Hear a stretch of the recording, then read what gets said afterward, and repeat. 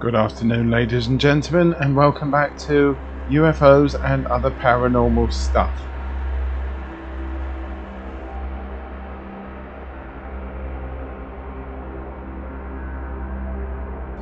Now, of course, it's been some time since the last episode was released, I think a couple of months, but I want to give a heartfelt thank you to everybody who has stayed tuned, shared the podcast with friends and family in it, and kept listening. The listening figures have gone through the roof. Thank you very much.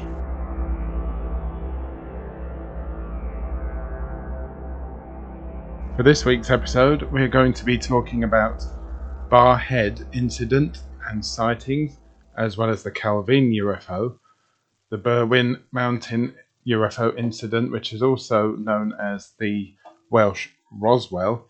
And what did that have to do with RAF Rudloe Manor? We're also going to be talking about the Churchill instructions, as well as the Howden Moor UFO incident. All of which possibly UK government cover-ups, or authority cover-ups at the very least. Who knows? Let's have a look and see.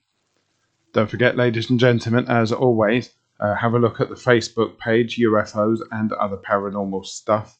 Have a look at Twitter as well. It's UFOs and OPS. Also on Instagram, as well as YouTube as well. So go on those sites, have a little look, comment, do whatever you like. Well, within reason anyway. Also, don't forget to send me an email. UFOs and other paranormal stuff at gmail.com. That's all one word. UFOs and other paranormal stuff at gmail.com. I would love to hear your stories of everything paranormal, and who knows, if you give me permission, I will read them out on the show. Also, ladies and gentlemen, if you do like the podcast, how about sending a donation, which will be greatly appreciated, very much greatly appreciated. Every donation will obviously go towards the show, towards upgrading some of the equipment, or going towards maybe doing some live or on location episodes. You never know. You never know what the future holds. I've got some plans in mind though. To do that, just go to www.buymeacoffee.com/UFOs. Like I said, every donation, every penny will be greatly appreciated. Now, ladies and gentlemen, on to the first segment of today's show, the Barrhead incidents and sightings. Barrhead is a lovely small town in East Renfrewshire in Scotland, around about 8 miles southwest of Glasgow city centre. Now, last month I received an email from a gentleman from Barrhead who goes by the name of Boris, and the email goes like this. Hi Andy, my name is Boris and I'm writing to you with a true story from Scotland, namely Barrhead, a town near Glasgow, Scotland's biggest city. It is an open secret among the residents of Auchenbach, hope I pronounced that correctly by the way, who remember, the district of Barrhead, that several sightings were reported in 2004 and never investigated or followed up. The Downs area of Barrhead is home to a large moor, and several craft were spotted hovering here that summer. They were said to be of a shining star-shaped object that hovered over the dams, emitting a choking fog. The crest of the local high school, Barrhead High School, contains a similar-looking object, but Ofsted inspectors have thus far been unable or unwilling to substantiate a link. Suspicious. Around the same time, sightings of a large black panther were reported. It was said to be the size of an Alsatian, but closer to the ground with a metre-long tail. Several news articles have reported this beast, but none seem to be interested in the truth. Boris provides some links here, which we will have a look at a little bit later on after I read this email. He continues, local businesses have also provided reports of disruption to their trade. A potato farm where all the potatoes were plucked and went missing overnight vanished, and a local tyre fitter whose knees were suddenly struck down with a debilitating condition. This happened after he witnessed a bright flash and feeling like being sucked off into the aurora while travelling home from the chip shop one night. Even more disturbing than that, the email continues, all the locals here know about the young schoolboys whose downstairs areas were mauled by the beast that summer. There were at least 3 boys whose loins were savaged. One survived and became a local celebrity until sadly he took his own life after moving to Belfast and becoming involved in a paramilitary organisation in 2010. The local parish priest was involved in counselling the boy, but unfortunately he was unable to keep on trucking, as it were. Clearly the idea that a tropical cat could be on the loose in Scotland is absurd, and I have led my own research into the tragedy, but have hit a dead end. I would like to bring the story to a wider attention now, and I think your excellent podcast would be a good way to do that. The 2 links that Boris has provided, let's have a look at the first one from the Herald newspaper. The first one dated 1st of April 2005. Yes, I know, April Fool's Day, so keep an open mind. The headline reads, Countryside staff warned as big cat is sighted in Glasgow. Two reports of black panthers on Lynn Park golf course. Countryside rangers have been warned to be on the alert after big cat sightings in a park in Scotland's largest city. 2 separate reports of a panther-type animal were logged over 48 hours by Glasgow City Council officials for the municipal golf course at Lynn Park, which borders Moor End, Croftfoot and Castlemilk.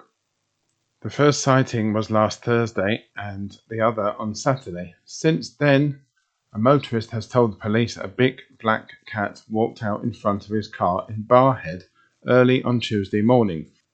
Officers described the man as a credible witness but found no trace of the animal, said to be the size of an Alsatian but closer to the ground with a metre-long tail. Last year there were dozens of large cat sightings in Renfrewshire, and the theory now is one beast has crossed into Glasgow's south side. Lynn Park covers some 203 acres, contains deer and rabbits, has woodland and river walks, an 18-hole golf course, equestrian centre and children's playgrounds.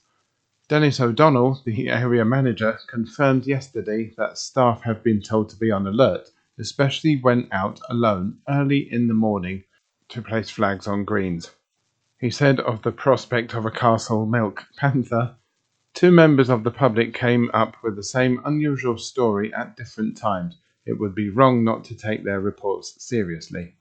Staff have been advised to be on the lookout for their own safety and in the hope they could corroborate sightings. One golfer was said to have seen a big cat, a big black panther, close to a rubbish bin near the Parkland course 10th hole, but initially chose to remain silent in case of ridicule. Understand that?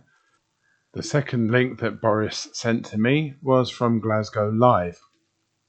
The headline there reads, Glasgow's most bizarre big cat sightings as locals report being terrified of attacks. This article, by the way, was written in 25th of August 2021, 16 years after the one that I've just read to you. The article goes, Black panthers are primarily found in the mountains of North and South America, so seeing one in Glasgow is not something that you would expect at all, especially in a city. There has been a number of reports of big cats in the city over the last decade, which include wildcats, lynx, and other non-domestic animals roaming our city and other areas in Scotland such as Aberdeen and the Highlands. According to Britannica, before the most recent verified observation of a black leopard, another name for black panthers, took place in Kenya in 2019, it had been 110 years since it had been photographed and thus confirmed in Africa. A number of reports on this link. One is from Carmyle New Park. A member of the public reported repeated encounters with a growling black puma at a park near Carmyle located in the east end of Glasgow. As well as identifying where they saw the puma, they also snapped photos of paw prints over a period of months. The woman, who has since asked for anonymity, contacted Puma Watch about sightings, one of which occurred on the 2nd of May 2021. She said, "We were walking through the park at Carlisle and went over the bridge to watch the deers. The puma jumped over my son's head and onto a tree. I couldn't get a picture in time. I always see its footprints about in the park, and you hear it growl. I think it's unsafe to go to the park. It might attack one day." One report from Lark Hall says, "A 10-second clip recorded by a woman who wishes to remain anonymous captured what appears to be a large cat on top of a garden fence at their home in Lark Hall. She explained it was around 3:55 a.m. on Saturday morning and was recorded on the camera on the doorbell. I phoned the police and they told me to contact the SSPCA, who told me to contact Big Cat Sightings, and they have phoned me back and said that it was a big cat, an adult puma." Commenting on the story above, another member of the public, who will remain anonymous, commented on the Carlisle story on the Puma Watch website. On 21st of July this year, she wrote, "I saw a big cat, puma-sized, in East Hall last month. Thought I was seeing things. It was about 3 in the morning and it was coming out of the park at East Hall. Didn't think anyone would believe me." So there's some articles printed by newspapers and put into the newspaper's website, so they did come out into the public. You can have a look if you wish. A second email received from Boris says, "I'm pleased to bring these reports to a wider audience. As I expressed, they have been massively covered up by Strathclyde Police and other agencies over the years. As a listener of the podcast, I would be most pleased if you could take this to the wider audience in the hope of shedding more light on them and hopefully bringing the truth to the public. There are a dedicated couple of amateur investigators here in Barrhead who would usually meet at but have been unable to during the COVID, and I feel this has stalled progress. My German colleague there, in particular, was struck down with the virus and has struggled to maintain momentum on his research. I look forward to hearing about the incidents on the podcast and hope this will draw more attention to a very intriguing case." Boris goes on to say, "As members of the investigation community here, myself, Boris, Big Dirty, and the Savage have agreed that we are happy to be mentioned on the podcast by our community nicknames." Another email sent to me from Boris reads, "Interestingly enough, Big Dirty has highlighted to me this article in our local newspaper, Barrhead News, which mentions UFO sightings and a direct quote from the RAF. However, no mention of the incidents here. It seems particularly galling that this would not be mentioned, and to me just proves that a cover-up is still in operation to this day." I've got to say, Boris, I completely agree with you on that. Cover-ups are virtually everywhere, it seems.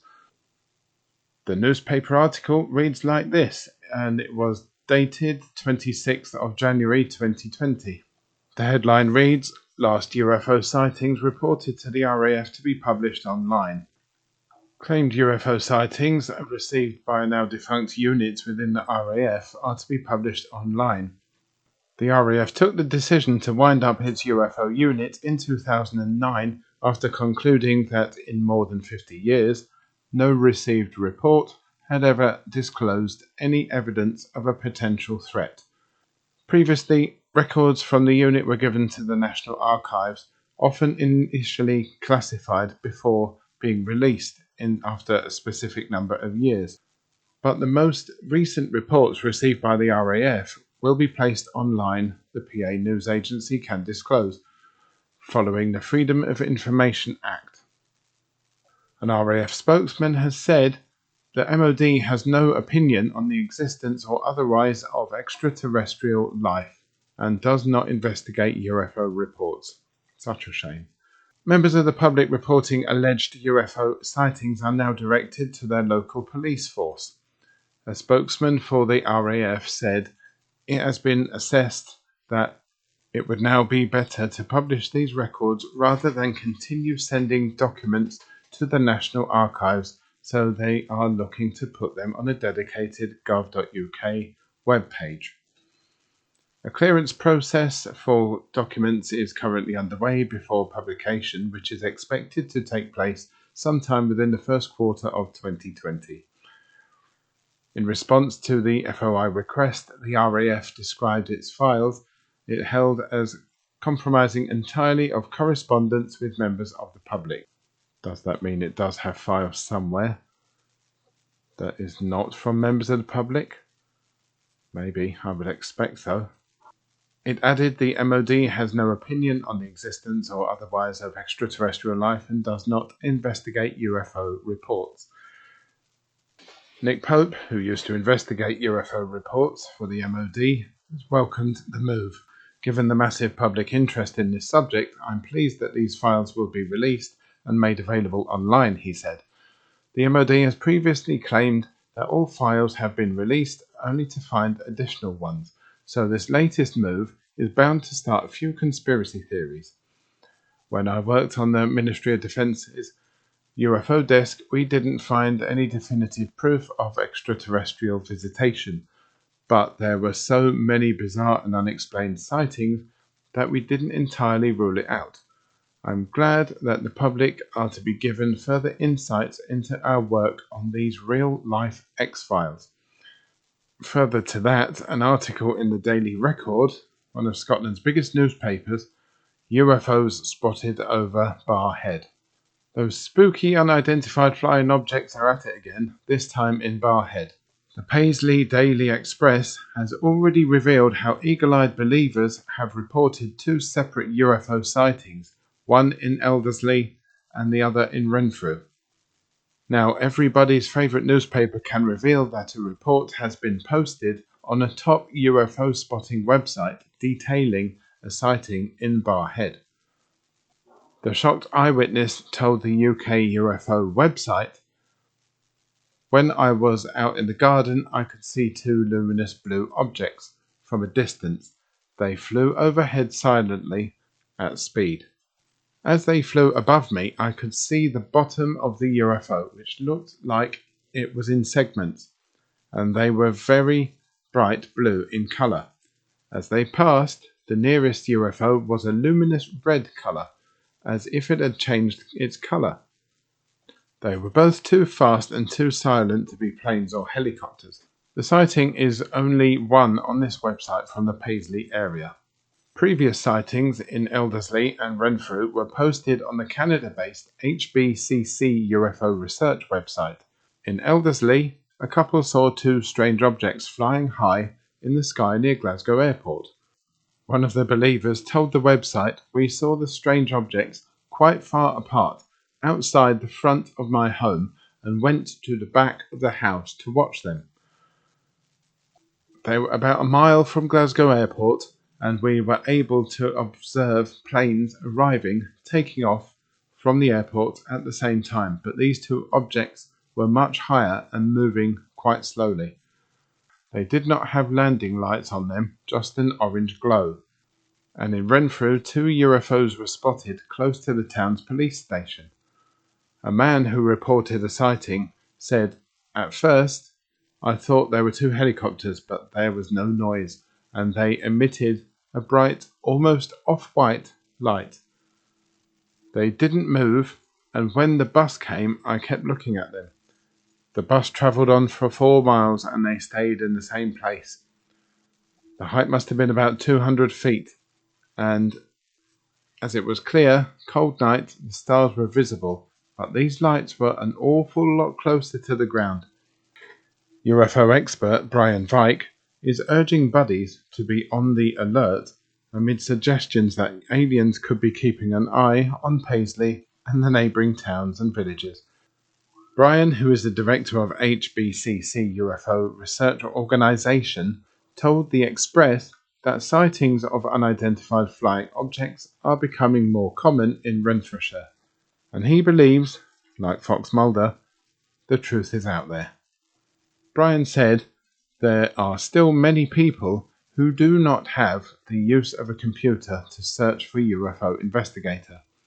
A lot of times people will see something odd and keep it to themselves, or maybe talk about it with their families, and we miss valuable information. So there you go, people. What do you think about that? Are cover-ups occurring in Scotland, well as the rest of the UK, as well as the rest of the world? Or are they not? You decide. I'd like to thank Boris for sending me the emails. Thank you very much. Don't forget you can send emails on anything you like, paranormal or UFO related, to UFOs and other paranormal stuff at gmail.com.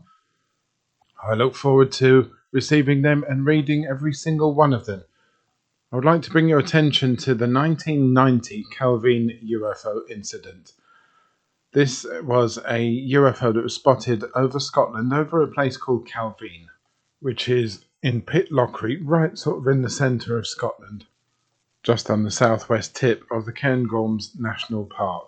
Beautiful place, and if you've been there, you would agree with me. If you haven't been there, go there, because it's definitely worth it. The mountains in Scotland are just absolutely spectacular. Now, the Calvin UFO sighting, not an incident as such, but a sighting, was, as Wikipedia puts it, on the 4th of August 1990 at 9 p.m, a 75-foot wide diamond object was seen by the pilot of an RAF Harrier at Calvin, 20 miles north of Pitlochry in Perth and Kinross. It appeared to hover for about 10 minutes above the A9 road near Calvin. I'd imagine that investigations went into that, although I'm not sure, because a newspaper report on the 10th of October 2020, almost exactly a year ago, from the Scottish Sun, goes on to say this. The headline goes, Alien Mystery, Government bans release of secret UFO dossier about Calvin for 50 years. UFO experts hit out when it emerged a dossier into Britain's most significant sighting is to be kept secret for another 50 years. The file is said to contain astonishing colour photographs of a 100-foot craft hovering over the village of Calvin in the Scottish Highlands in 1990. A 30-year rule meant it was due to be declassified on January the 1st, but the Ministry of Defence has now blocked release until 2072 without explanation. Photographs were taken by two Perthshire hikers who watched the diamond-shaped metallic craft for 10 minutes before it shot up vertically out of sight. They also claimed to see military jets fly a series of low-level passes. Evidence collected and held onto by officials included the hikers' 6 colour photographs. Now remember, of course, photographs were put onto film in those days, not onto the internet or mobile cameras or whatever that we have nowadays. The article continues, a redacted version of the file has been released, including just a blurred photocopied image. UFO investigator Nick Pope, who else, helped colorize the image seen above. You can find the image if you just Google search Calvin UFO. Last night, Mr. Pope said, despite an extensive investigation, we never found a definitive explanation for what was seen at Calvin. A UFO hunter added, this is also frustrating. The Calvin incident is one of the most intriguing of all the UFO mysteries from that period.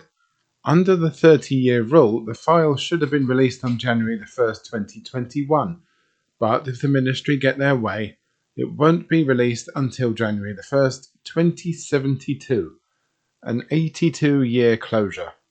By the time the world gets to see the file, the 2 witnesses will be dead. It is crazy. What are the authorities trying to hide? The redacted file also omitted the names and contact details of the hikers, understandably so. Those who believe the truth is out there slogan of the TV show The X-Files, which is always brought up whenever a newspaper does anything about UFOs, are furious. Without access to those who reported the sightings, it remains impossible to get the full story. A complaint lodged under the Freedom of Information Act about the National Archives withholding the documents is now under investigation by the UK information watchdog, the Information Commissioner's Office. The National Archives refused to comment further. The Ministry of Defence refused to comment at all. I'm going to now read out the article on the website for the National Archives. It's the 1990 Kelvin UFO incident, if you wish to search it. Publication date of this file was February 2021. Request. In October, the Scottish Sun reported that the MOD files relating to the August 1990 Kelvin UFO incident, which should have been released as per the 30-year rule, were blocked for release by the Ministry of Defence until 2072.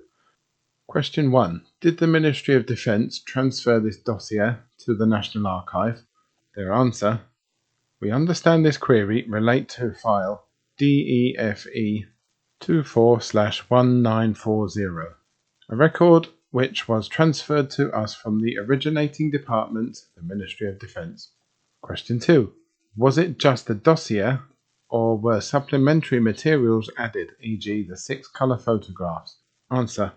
As noted on our catalogue, the full contents of that file are closed until 1st of January 2076. A redacted version of the file is open and available to download from our catalogue here, and it gives a link. There are 3 folios within this file that relate to the incident in question. There are no photographs contained in this file. The file itself states that the original negatives were returned to the Scottish Daily Record.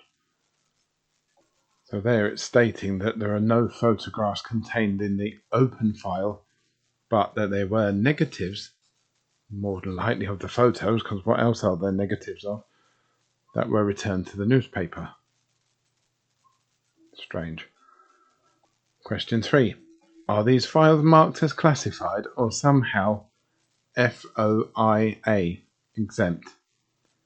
If so, what is the specific reason exemption given? The answer. The redactions you will see in the open version all cover personal information, names and addresses, of members of the public who wrote to the Ministry of Defence reporting UFO sightings, and also the names of the Ministry of Defence staff who investigated these reports. These details are exempt from release under Section 40 (2) Personal Data of the FOI Act. Further information on Section 40 is provided in the explanatory annex below. Question 4. Is it normal for files to be delayed 50 plus years? Have you, the person replying to this request, ever seen this happen? Answer.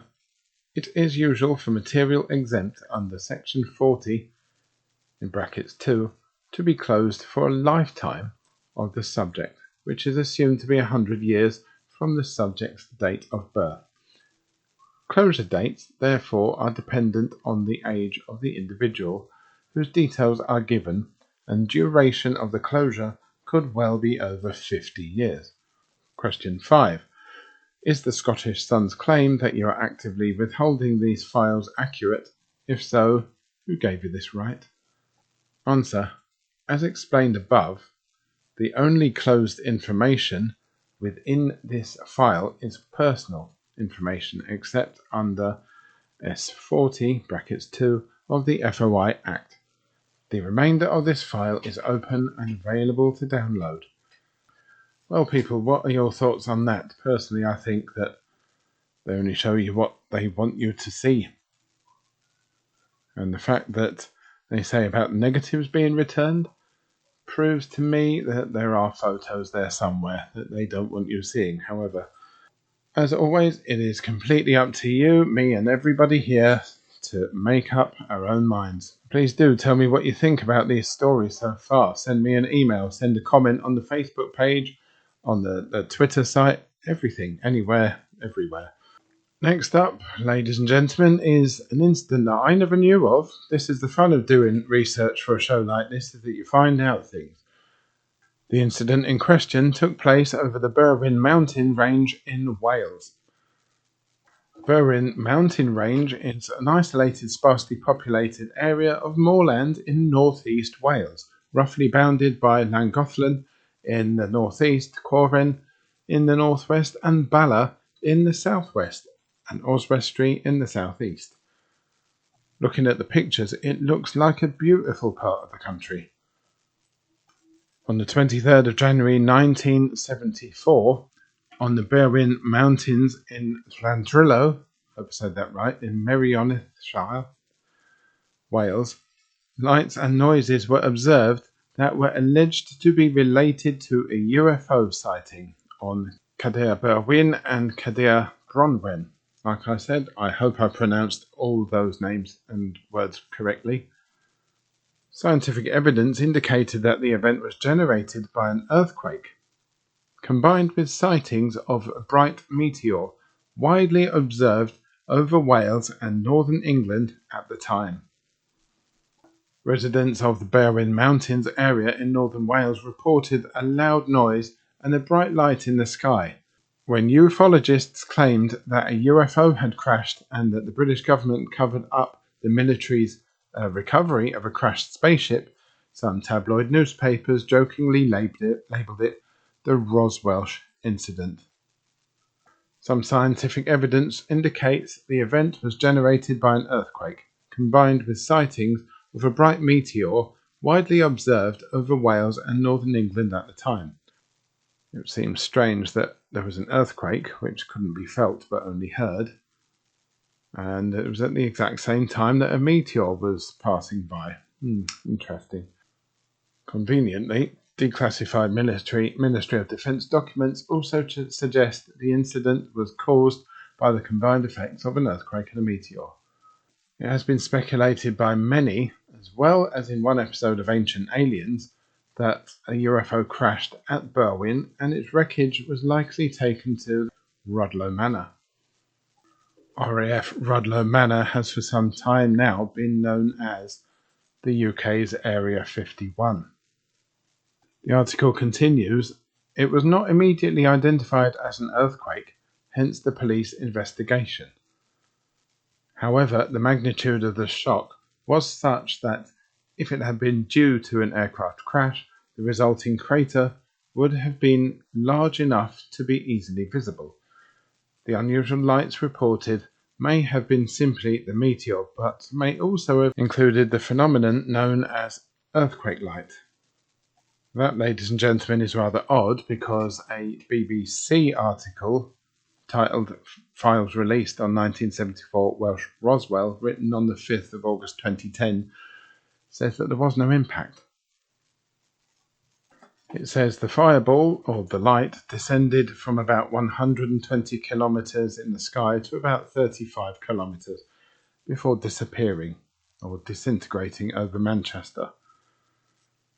So far, we have an earthquake that people could only hear and not feel, and a light that descended and suddenly couldn't be seen. Yet the Ministry of Defence apparently are telling us that there was an earthquake and there was a meteor at the same time. Maybe they're right, who knows? Maybe they're not right, maybe they're covering up, which, I don't know. Make your minds up, ladies and gentlemen.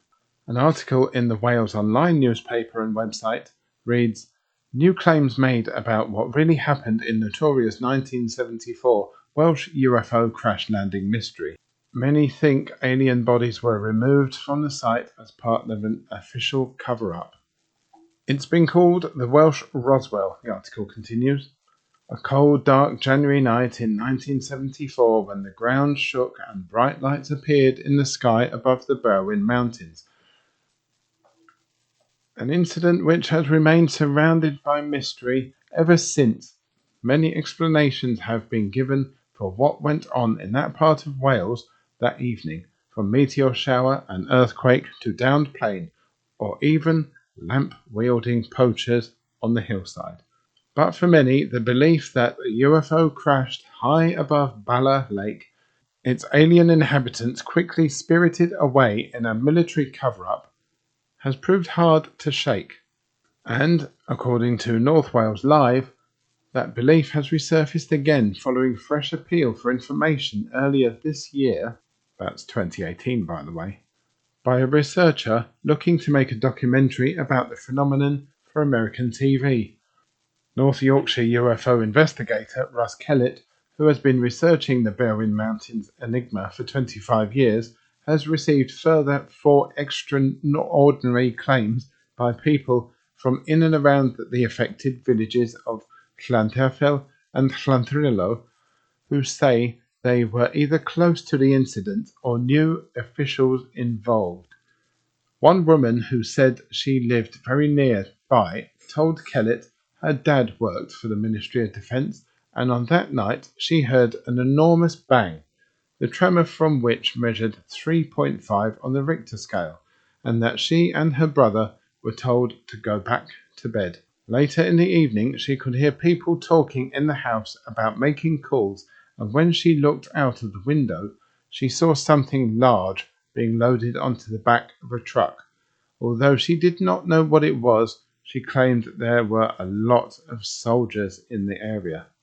Years later, her dad told her a Russian ship in the Irish Sea had fired a missile in the wrong direction and hit something which came down and was taken away by the military.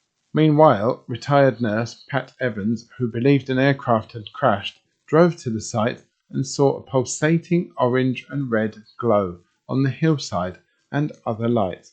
In addition, one ex-military man recalled how he'd been working in a team at one end of the A5 road and claimed something catastrophic had gone wrong with an underground base that was not manned by people of this world. Finally, Kellett's finding also included a pensioner with links to the RAF and NASA, who stated that the organisation had been developing a new weapon to bring down unidentified flying objects, and it had been used successfully that night. The ex-filer, there we go again, says he is keeping an open mind on the latest extraordinary claims in his continued attempts to try and piece together what happened that night. You have to be careful with any new claims that it may be what people have heard or read being repeated back to you, he said. Sometimes there are people who just like to be involved in an event such as this and want to say they were there. On the other hand, why would these people in their late 50s, 60s, 70s and 80s contact me to give me these stories? The people who contacted me appeared to be genuine. I have been researching this for 25 years and I'm still trying to get to the bottom of what happened that night. So there you have it with that one, ladies and gentlemen. What do you think about that? It does sound a little bit odd to me that you have an earthquake at the exact same time of the meteor passing over.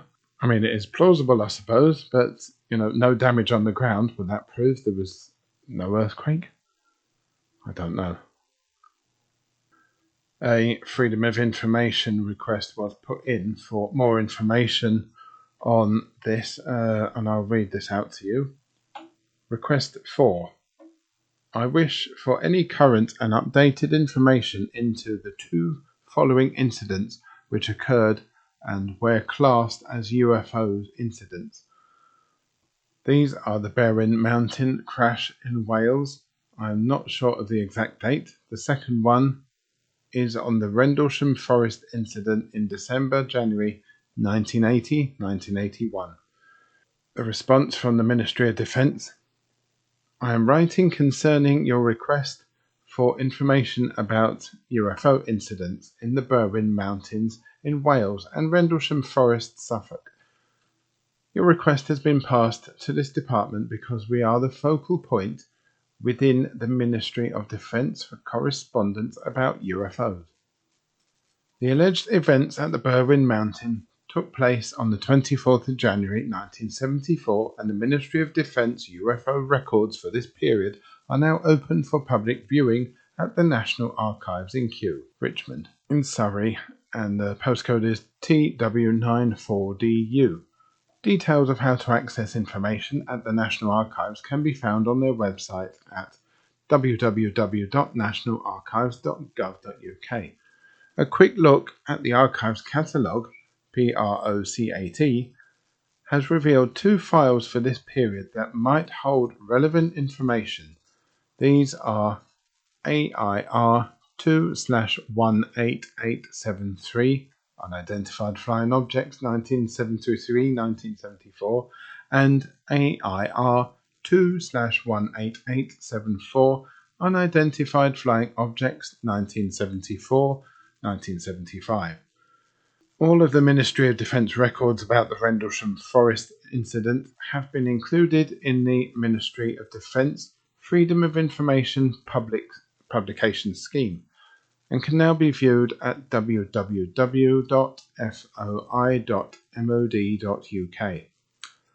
They actually can't, because I've clicked on that link and it can't be found. A search under Rendlesham Forest will take you directly to scanned images of these records. I hope this is helpful.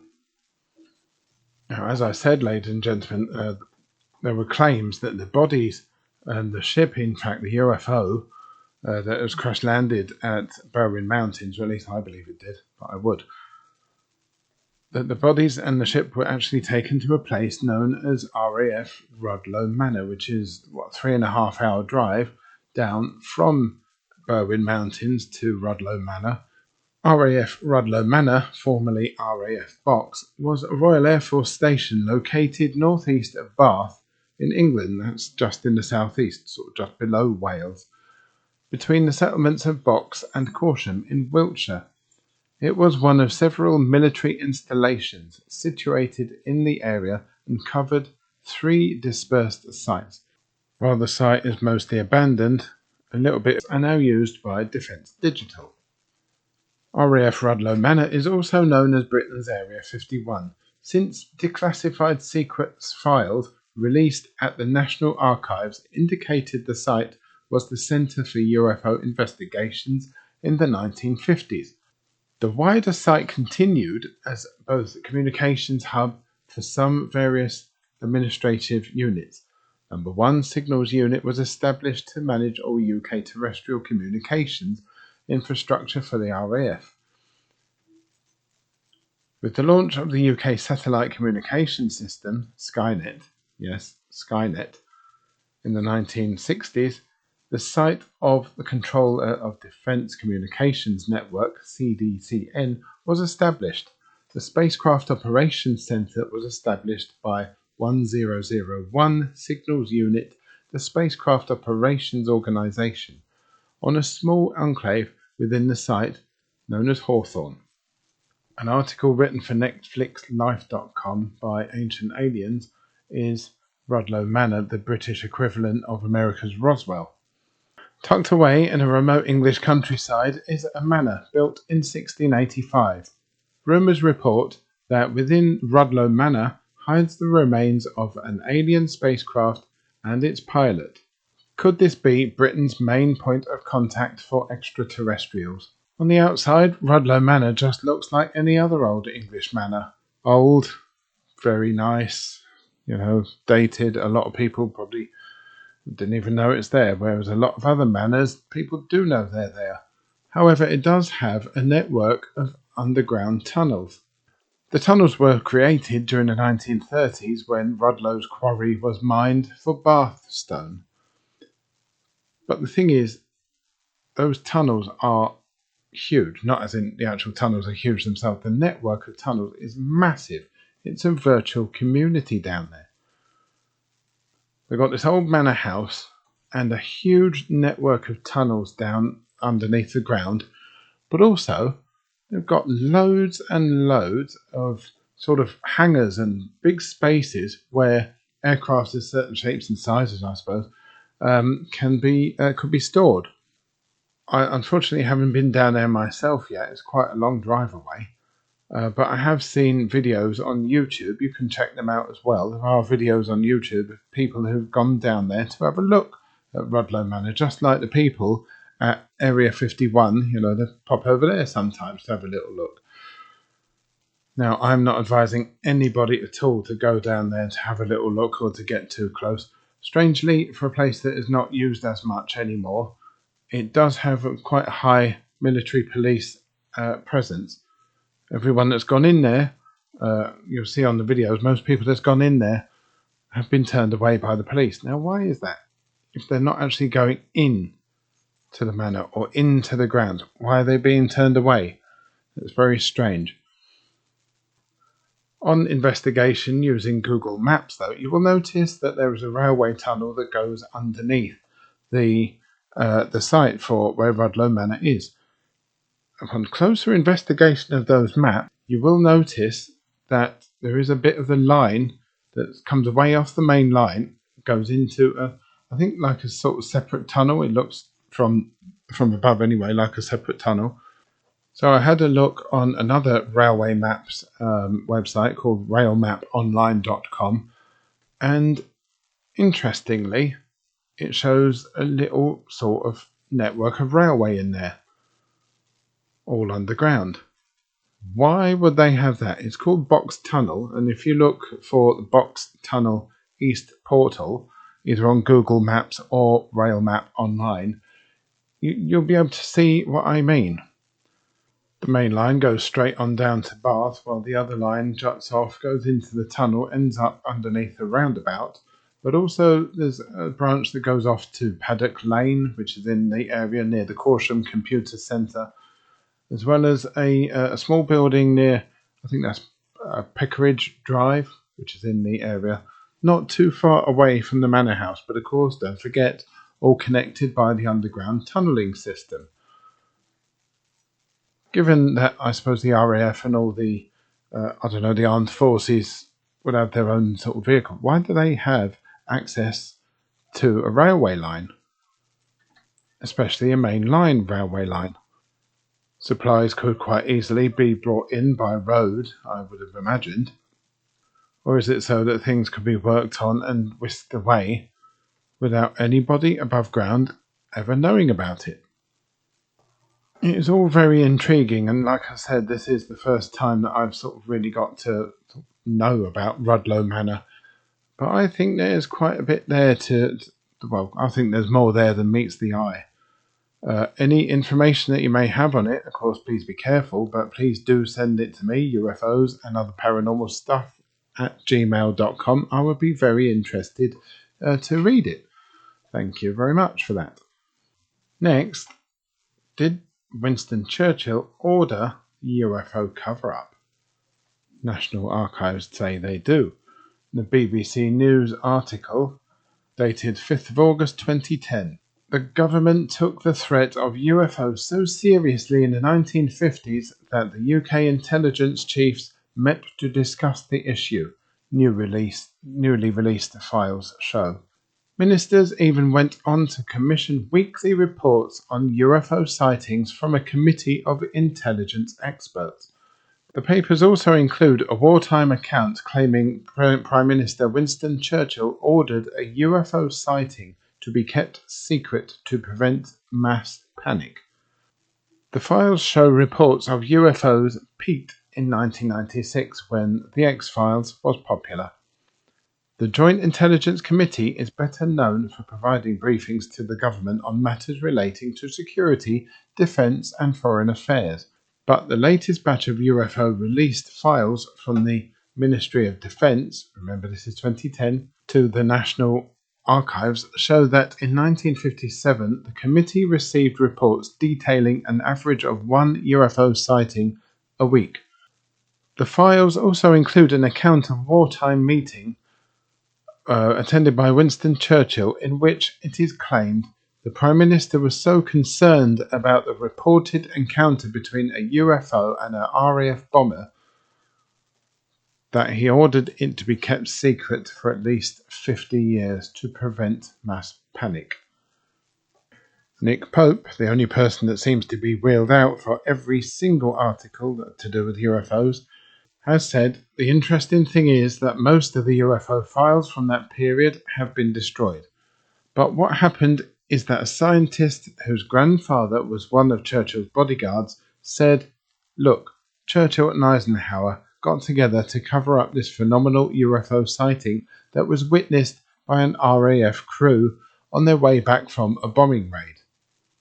The reason apparently was because Churchill believed it would cause mass panic and it would shatter people's religious views.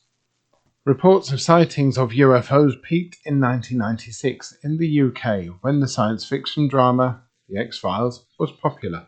According to the files, there were more than 600 reports in 1996 compared with an average of 240 in the previous 5 years. The figures for 1996 show 609 reported sightings of unidentified flying objects, 343 letters from the public to the MOD's UFO desk, and 22 inquiries and questions from MPs. But by 2009, the MOD's UFO inquiry desk had closed down. The 18 files released on Thursday are the latest to come out as part of a 3-year project between the Ministry of Defence and the National Archives. I think I've mentioned that before somewhere. Dr. David Clark, a UFO consultant to the National Archives, explained why the papers are being made public now. Dr. Clark told the BBC, since the Freedom of Information Act arrived in 2005, this subject, UFOs, has become the third most popular subject for people to write to the Ministry of Defence saying, please could you release this file or papers that you hold on this particular case. What they've decided to do is to be totally open and say, look, we're not holding any secrets back about this subject. We've got all these files and we're going to make them available to the public. One includes details on the aerial phenomena prepared for a meeting in the Cabinet's Office Joint Intelligence Committee in April 1957. According to a note included in the Red Book, the Weekly Intelligence Survey, 4 incidents involving UFOs tracked by RAF radars were unexplained. The documents also include reports of famous incident dubbed the Welsh Roswell. Other cases included in the files are a near miss with an unidentified object reported by the captain and the first officer of a 737 plane approaching Manchester Airport in 1995. A mountain rescue team called to investigate a crashed UFO in the Berwyn Mountains in 1974. Attempted break-ins at RAF Rudloe Manor in Wiltshire, sometimes referred to as Britain's Area 51, the US's secretive desert military base.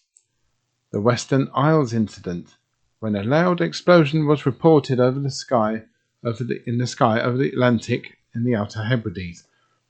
The 14 minutes of missing film relating to the Blue Streak missile test launch in 1964, believed by some to show a spaceman. And the last one, a gambler from Leeds who held a 100-to-1 bet on alien life being discovered before the end of the 20th century and who approached the government for evidence to support his claim after bookmakers refused to pay out. The MOD said it was open-minded about extraterrestrial life but had no evidence of its existence. The files come from more than 5,000 pages of UFO reports and letters and drawings from members of the public, as well as questions raised by MPs in Parliament. With the civilian population haunted by the Blitz and the Second World War still in the balance, it was one of development Winston Churchill could have done without, an incursion into British airspace by an arrow-shaped metallic object feared to contain an invasion force of little green men. Probably not green or little. Such was the sensitivity of an alleged UFO sighting by an RAF bomber crew returning to England from a mission over Germany that Churchill ordered it to be covered up with the words, "This event should be immediately classified since it would create mass panic amongst the general population and destroy one's belief in the Church." This at least was the allegation put to Ministry of Defence by relatives of a senior British military aide who claimed to have witnessed the cigar-chomping Prime Minister discuss the incident with General Dwight Eisenhower as part of a meeting about succession of Foo Fighter sightings by Allied aircrews in the Second World War. The term Foo Fighter was used by Allied aircraft pilots during World War II to describe various UFOs or mysterious aerial phenomena seen in the skies above the European and the Pacific theatres of operations. Now, given that Churchill said that it would create mass panic amongst the general population and destroy one's belief in the Church, given that I think people's belief in religion has gone down quite a lot since the 1940s, does that point still exist?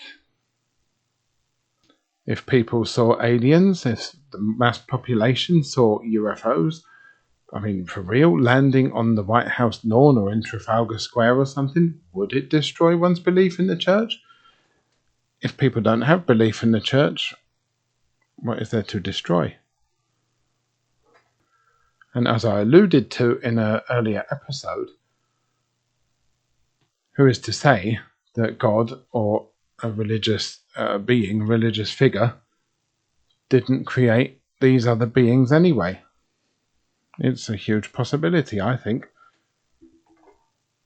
But like the article says, given that this was in the 1940s and in the middle of the war, last thing that Churchill would have wanted is more panic, more what-ifs, more unsureness, more threats to national security that they probably couldn't deal with. And of course he was right to think what that would do if it was false or even not false. What would it do to national morale during the war? 1997 was to see one of the most historic celestial events in human history, and that was the passing of the comet Hale-Bopp. Alan Hale and Thomas Bopp discovered comet Hale-Bopp, named after them of course, separately on the 23rd of July 1995, before it became visible to the naked eye. It is difficult to predict the maximum brightness of new comets with any degree of certainty, but Hale-Bopp met and exceeded most predictions when it passed perihelion in April 1st, 1997, reaching about magnitude of minus 1.8. It was visible to the naked eye for a record 18 months. I remember seeing it myself. That was twice as long as the Great Comet of 1811, the previous record holder. Accordingly, Hale-Bopp was dubbed the Great Comet of 1997.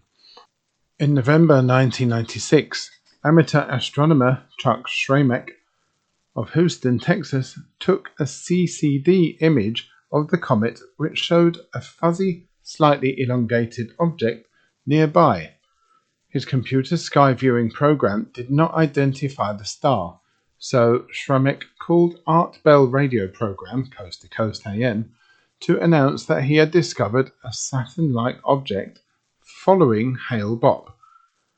UFO enthusiasts, such as remote viewing proponent and Emory University political science professor Courtney Brown, soon concluded that there was an alien spacecraft following this comet.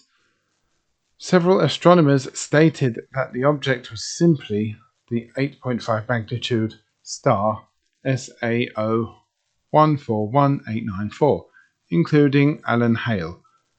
They noted that the star did not appear on Schramek's computer because the user preference was set incorrectly. Art Bell claimed to have obtained an image of the object from an anonymous astrophysicist who was about to confirm its discovery. However, astronomers Olivia Hainaut and David Tolan of the University of Hawaii stated that the alleged photo was an altered copy of one of their own comet images. 39 members of the Heaven's Gate cult committed mass suicide in March 1997 with the intention of teleporting to a spaceship they believed was flying behind the comet. Nancy Lader, who claims to receive messages from aliens through an implant in her brain, stated that happen.But was a fiction designed to distract the population from the coming arrival of Nibiru, or Planet X, a giant planet whose close passage would disrupt Earth's rotation, causing global cataclysm. Her original date for the apocalypse was May 2003. It seems to have not happened, or be a bit late. May 2003 passed without incident, but various conspiracy websites continued to predict the coming of Nibiru, most of whom tied it to the 2012 phenomenon. Well, guess what? 2012 has been and gone as well. Later and other claims of the planet Nibiru have been repeatedly debunked by scientists. But it was during the passing of the happen.But, 24th of March 1997 at 2200 hours 10 o'clock on the dark peak Howden Moor, 2 sonic booms were heard over the area and recorded at this time, although the RAF have denied using supersonic aircraft in the area. They later helped in the night-long search for a crashed aircraft, using helicopters and sniffer dogs from the police with 150 mountain rescue volunteers. No wreckage was found.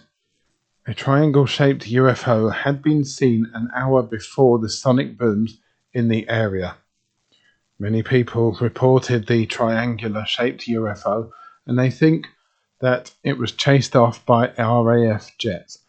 Just like the incident in the Berwyn Mountains, they think that the UFO had crashed onto the Moor, Howden Moor, and that the security services had come and taken it away.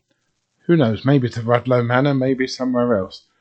But they believe fully that it is being hidden away somewhere. So there you go, ladies and gentlemen. What do you believe? Cover-ups? Are they real? Are things being covered up?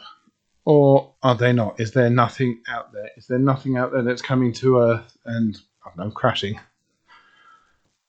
Rudloe Manor, Area 51, are they just there doing normal things, or are they there doing other things, contacting space aliens, contacting UFOs? Are they, keeping an eye on the UFOs? What is going on?